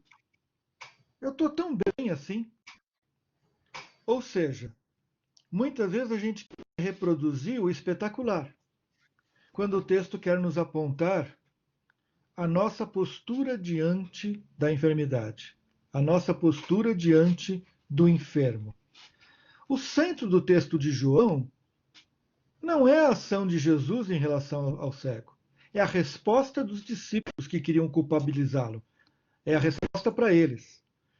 Então, assim, é muito comum na Bíblia a gente olhar isso. E aí fica querendo explicar milagre também. Não, porque aquele barro que colocou, possivelmente, não sei o quê. Gente, milagre é milagre, não precisa explicação. Também não precisa tentar dar um caráter científico para a ação de Jesus. Até porque seria reprovado pela maioria dos médicos de hoje cuspir no barro, fazer saliva e colocar no olho de alguém. Mas, assim, o milagre era milagre e continua milagre. Deixa o milagre como milagre. O importante é o que aprendemos desse relato. Essa é a grande pergunta. Então, assim, por isso, Aparecido, eu acho que essa questão da ênfase teológica ela é fundamental. Ela é importantíssima. E a gente tem que ter sempre essa perspectiva. Na pergunta do Isaías, essa vai ser a resposta mais simples para dar, né? A igreja, hoje, quando não quer ver e acolher o deficiente, ela não se distancia da mensagem de Cristo dos evangelhos? Sim. Eu acho que não tem outra resposta. Sim. Por isso, o tempo todo nós temos que fazer o nosso tempo de confissão e pedir perdão quando nos afastamos do Evangelho. Eu gosto da liturgia com a confissão por isso. A gente sempre tem pecado para confessar, mas sempre tem a graça de Deus para nos libertar. E igualmente para Rose. A resposta também é tão simples quanto. Então, quando Jesus chama para o centro, quer demonstrar que a situação daquele homem era mais importante que a lei? Sim. E mais do que isso, eu aprendo a vontade de Deus, eu entendo a vontade de Deus quando a vida e a vida do fragilizado está no centro. Quando eu fico só nas estruturas legais, nos códigos legais, eu corro o risco de deixar a vida de lado. Então, sim, Rose. A situação daquele homem era mais importante do que a lei. E a situação dele ensinava mais acerca de Deus do que a lei. Bom, e aí a pergunta da Dani. A Dani, em primeiro lugar, você sabe bem teologia, você não precisa ser corrigida, não. E eu quero começar falando do sacrifício geracional. Essa ideia de que o pecado dos pais passam para os filhos. Esse é o tipo de leitura bíblica que inverte a lógica e o sentido do texto. Quando fala que o pecado dos pais passarão para os filhos, netos, até a 7ª geração. Esse texto não é para os filhos, nem para os netos, nem para os bisnetos. Esse texto, ele faz parte dos códigos de advertência, de chamado à atenção dos pais. Por favor, tenha uma vida íntegra para não legar o mal para os teus filhos. Não que o pecado vai ser punido nos outros, não é isso. O nosso Deus é um Deus da graça, e sempre foi. Mas é que essa leitura geracional, ela era uma forma de chamar a atenção dos pais para deixarem para os filhos um legado de vida, de saúde, de paz, de conhecimento da palavra. Só que aí nós invertemos a discussão e falamos, está vendo? Se você está sofrendo é porque possivelmente teu avô pecou. Mas aí, se eu falar isso, com certeza eu terei invalidado o sacrifício de Cristo. Porque se Cristo morreu para perdão de todos os pecados, e todo aquele que o reconhece, que o aceita, ele já está perdoado. Como é que o pecado que eu não cometi vai me prejudicar? Então, teologicamente, você está corretíssima. Agora, o problema ético que você pergunta, esse é um dos mais sérios. E aí eu vou falar como um cristão. Não gosto de ser alta autoridade, até porque, assim, se tem uma coisa que eu fico toda vez constrangido é quando o pessoal começa a fazer o currículo da gente, falar, e eu gosto de ser visto como pastor, como professor, como pai, como avô, que são coisas simples do cotidiano, do chamado. E é em torno disso que a gente consegue superar os dramas. Quando eu olho o todo, talvez eu fique frustrado com o que eu vejo. Mas quando eu olho ao meu redor, eu percebo que eu consigo fazer algumas coisas que podem ser significativas. E quem sabe isso contamine positivamente outras pessoas a quererem também fazer o bem. Ou seja, você como médica, né? Eu vi você é médica, e hoje a gente percebe como é a categoria, como que muitas vezes a categoria que a gente não enxerga se tornam importantíssimas. Eu lembro que eu vi uma charge de jornal, alguma coisa, alguém assim, você precisa descobrir uma vacina da internet, uma vacina para o corona. Aí ele diz o seguinte, ó, o jogador de futebol lá ganha 5 milhões por mês. E eu tenho todo mês cortado a minha verba de pesquisa. Agora vai lá e manda ele descobrir a vacina para o coronavírus. Quer dizer, a gente não investe em saúde, a gente não investe no nosso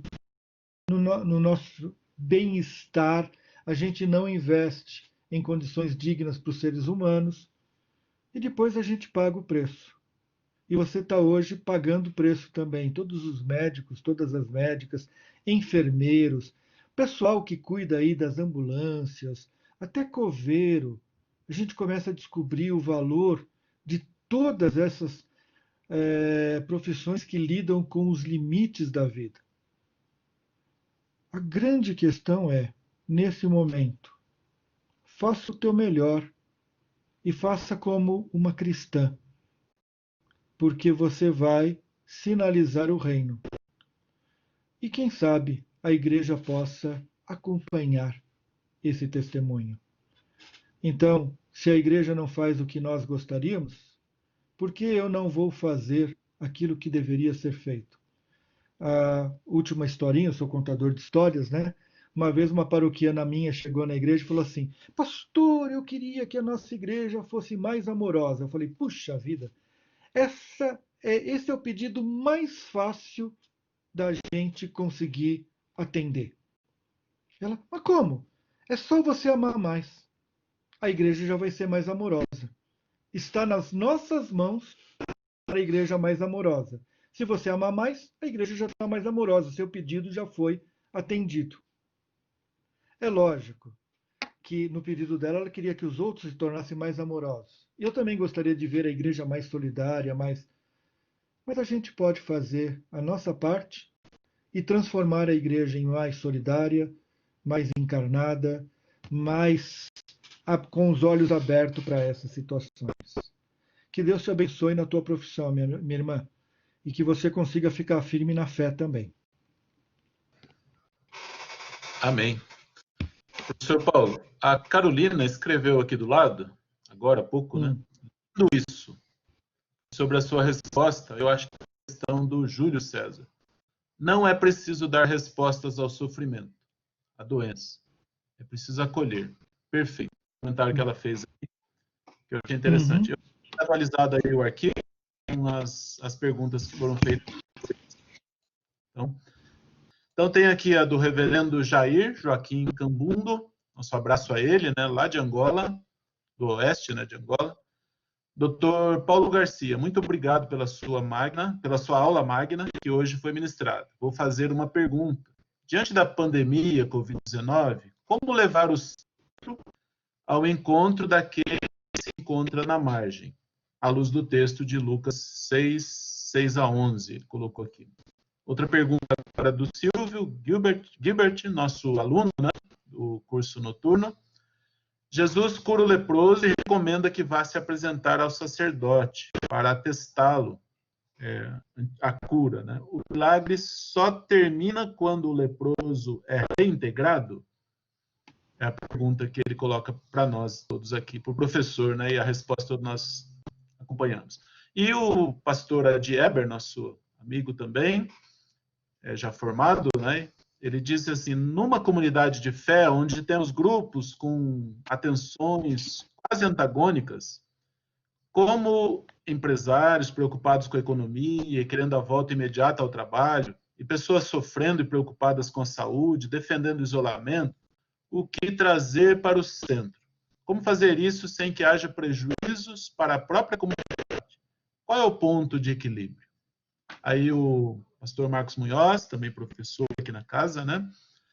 Pergunta, diz assim, com a pandemia Covid-19, estamos alijados de uma das características do povo brasileiro, que é o toque, aperto de mão, abraço, etc. Nessa realidade presente, o não tocar é acreditado asepsia, para diminuir o contágio. Sei que não temos como prever futuros, mas pergunto, a análise da realidade atual poderá nos apontar um retrocesso ou um retorno a uma afirmação de que os não infectados estão no centro de pureza e mais próximos de Deus, e os infectados e curados ficariam na periferia religiosa por terem menos ativa? Da Rita Bragança, esse não é o momento de buscar heróis, mas juntar todos os seguidores da sociedade e ajudar aqueles que sofrem como o corpo de Cristo. Como o corpo de Cristo pode ajudar? Professor Paulo, Brenda Dark, do livro Deficiente, o desafio da inclusão na igreja, classifica alguns mitos em relação ao deficiente.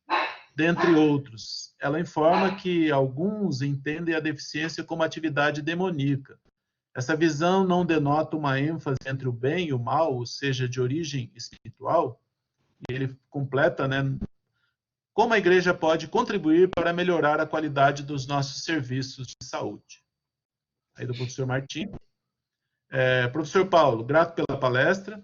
Uma questão, as estatísticas em nosso contexto são marcadas pela ambiguidade, porque desumanizam as relações, mas também orientam políticas públicas.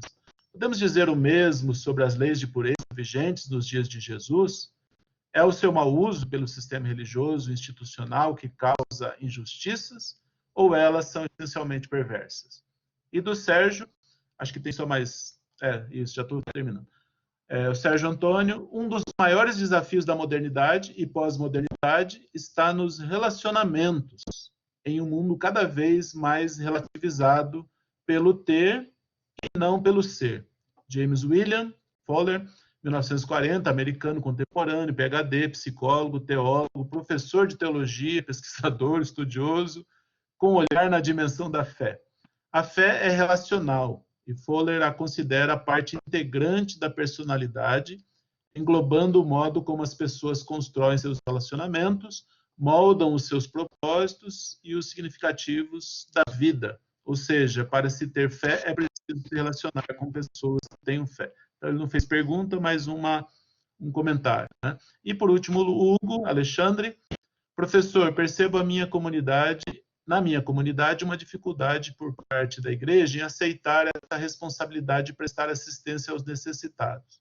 Como trabalhar esse aspecto na congregação? Então, professor Paulo, a palavra é sua. Talvez tenha ficado uma pergunta por último, que eu não peguei, mas não dá tempo. Então. Ok.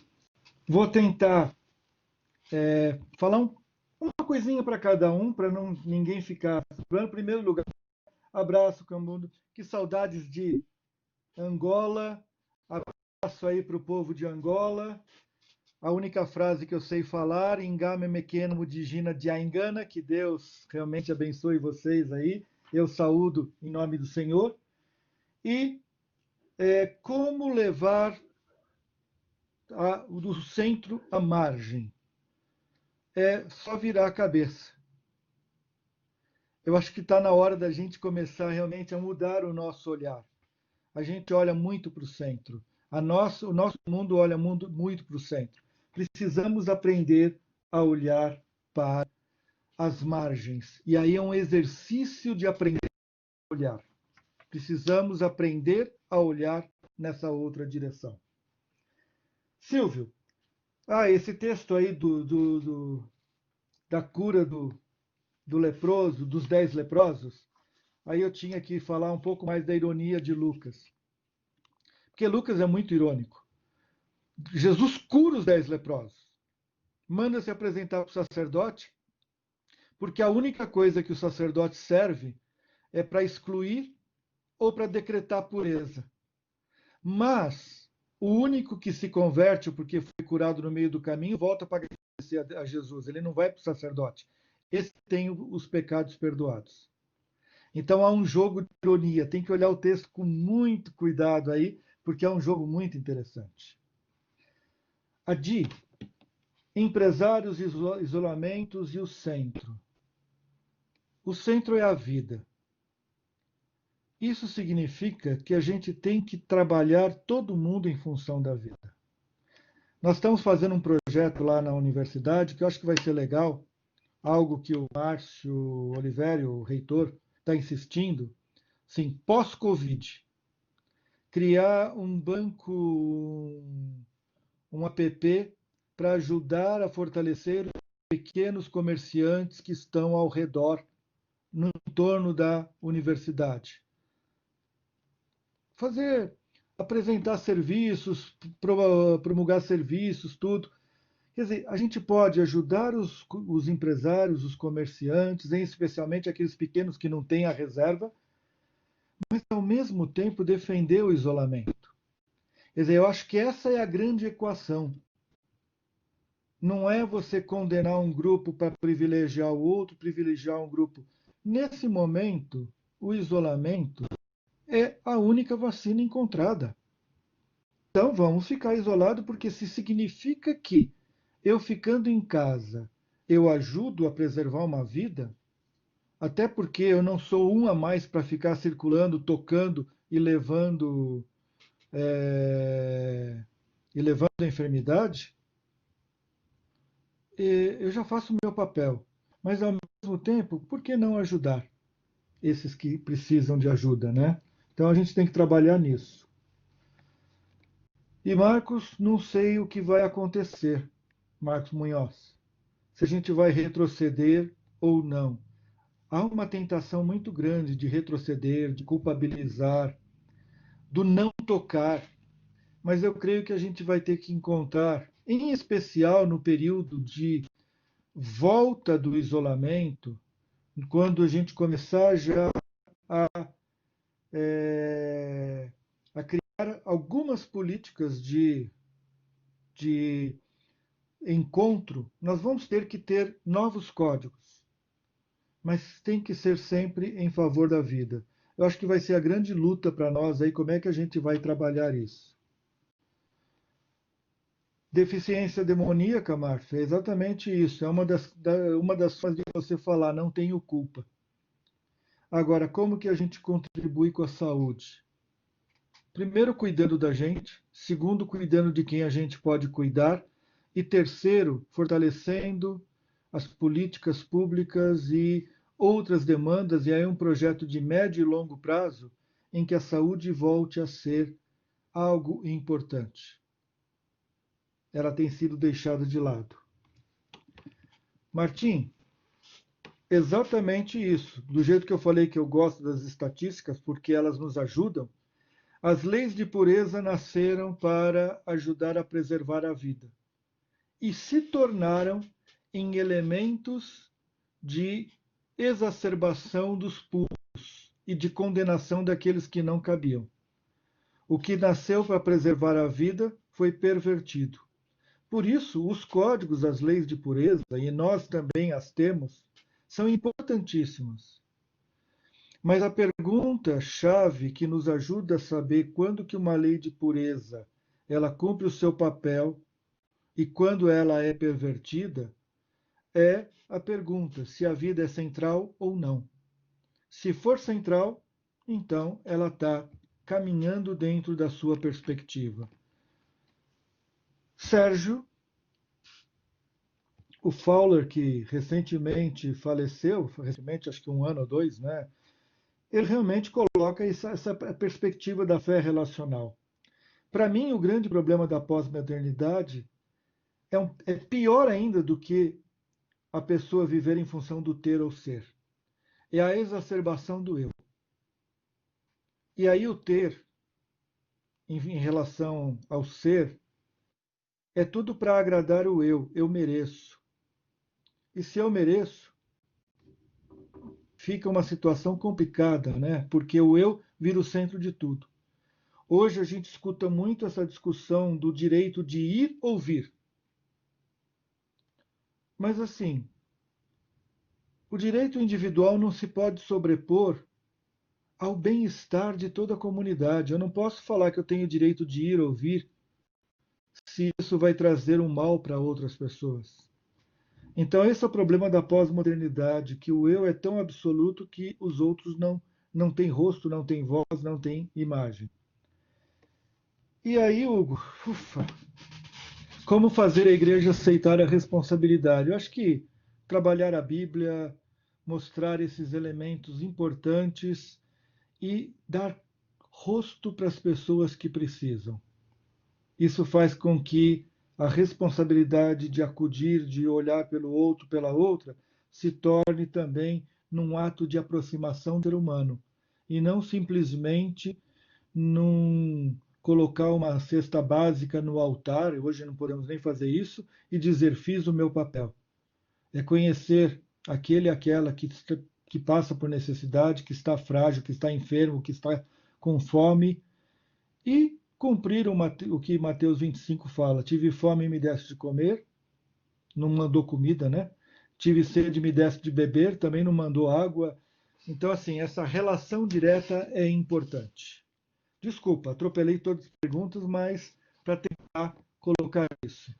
Passei um pouco do tempo do Paulo, quero agradecer, e quero pedir, antes de passar a palavra para o Paulo e para o Jonadab, agora falando como o diretor, reitor da Faculdade de Teologia, quero agradecer a equipe que trabalhou nessa semana, que organizou a semana, que contribuiu para que essa semana fosse essa coisa tão boa que foi.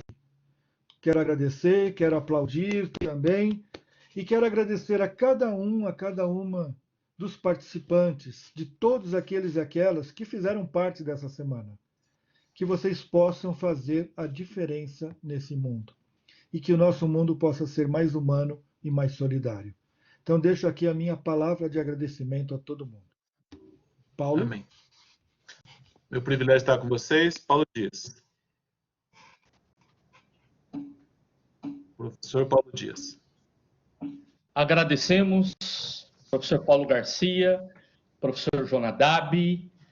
Queremos, neste encerramento, a professora Blanches já está aí, aguardamos agora o professor Márcio.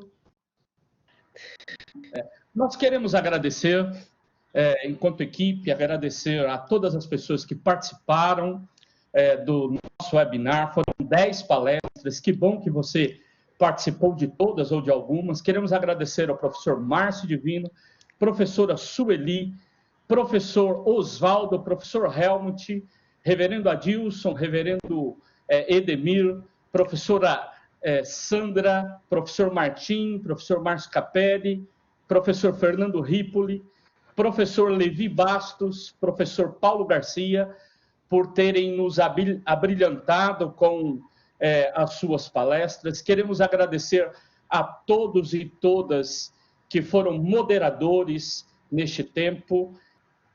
Ok, professor Márcio, você tem a oportunidade de dar uma palavra de despedida. Eu queria agradecer ao professor Paulo Garcia, né, pela disposição de motivar a universidade e a faculdade para poder pensar esses temas. Agradecer também a todos da equipe também aí, que esteve trabalhando, foi muito bom trabalhar com vocês. Agradecer a todos os alunos e alunas, amigos e amigas, pastores e pastoras que estiveram conosco essa semana. Nosso desejo é que essa semana tenha ajudado a igreja, ajudado os alunos e alunas, pastores e pastoras, todos que participaram, a pensar práticas que possam ajudar a igreja no cumprimento da missão de Deus. Esse é o nosso desejo. Eu quero agradecer também, como parte da equipe, pela oportunidade que eu tive de estar participando de todos, de estar envolvido no trabalho deste webinar. Quer dizer, foi algo que nós fizemos em tempo recorde, em pouco tempo conseguimos organizar, mas foi a ajuda de muitas pessoas. E quem nos coordenou enquanto equipe foi a professora doutora Blanches, que é a responsável por todo esse encontro e por isso que nós realizamos. E é a ela que eu quero, então, devolver a palavra para que ela possa fazer o encerramento e também dar a sua palavra ao reitor para que ele possa também dar sua palavra final. Professora Blanches, professor Márcio, obrigado. Eu sei que nós temos muita coisa para fazer ainda, mas publicamente aqui é a oportunidade da gente agradecer de forma pública pelo trabalho realizado. Obrigado. Posso só falar antes da Blanches um pouquinho? Primeiro eu esqueci de agradecer a parceria da universidade e a parceria da Junta Geral de Educação Superior e Ministérios da Igreja Metodista Unida dos Estados Unidos, que também estão contribuindo, até para podermos depois colocar essas palestras disponíveis no YouTube. Então, são parcerias importantes para a continuidade desse trabalho. E, na palavra de gratidão aí a toda a equipe, a professora Blanches, eu quero deixar que a última palavra seja dela, que sonhou, que trabalhou, que motivou a equipe, então ela que encerra a semana. Blanches, a última palavra é tua.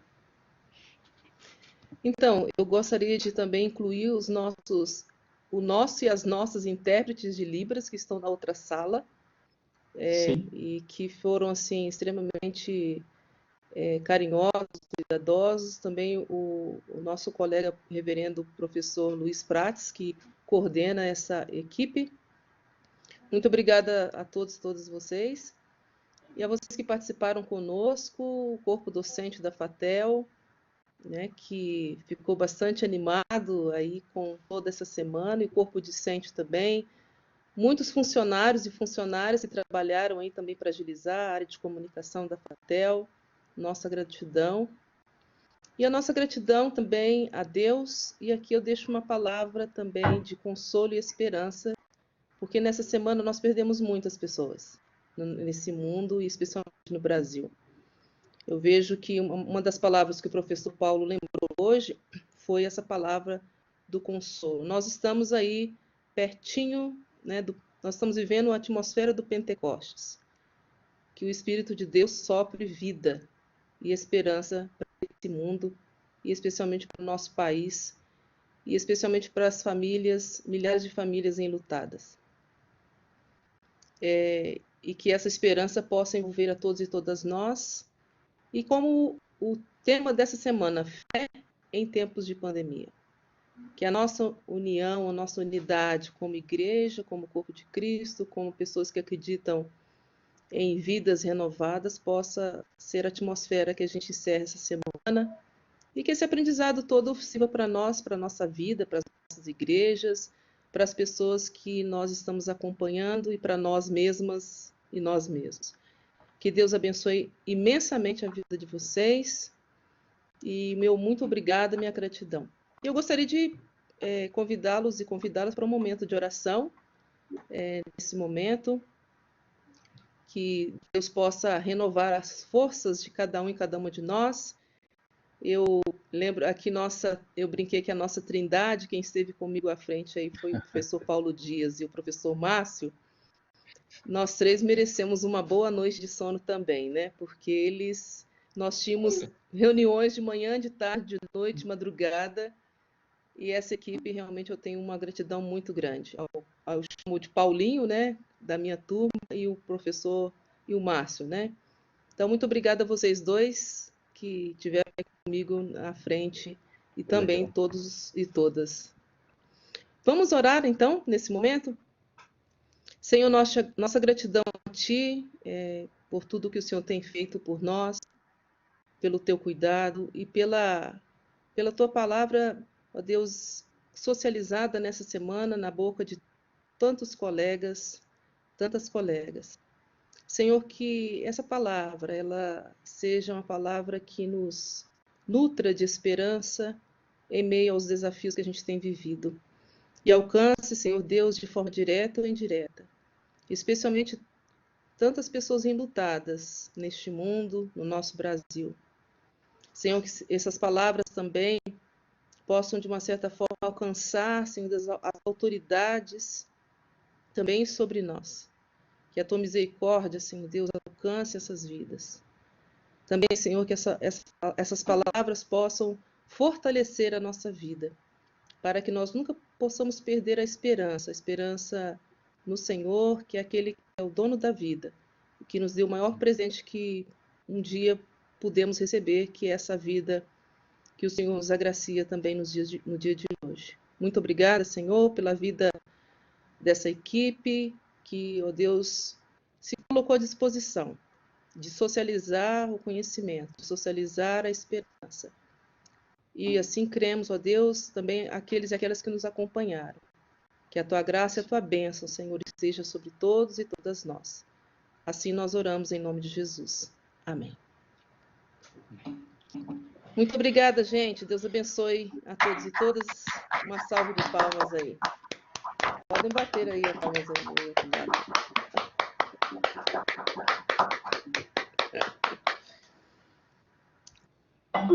Gente, tudo de bom. Deus abençoe. Lembramos que nós teremos uma publicação aí, se Deus quiser, esse ano, sobre essa semana. Amém. Amém. Boa noite de sono para vocês três, para a trindade aí.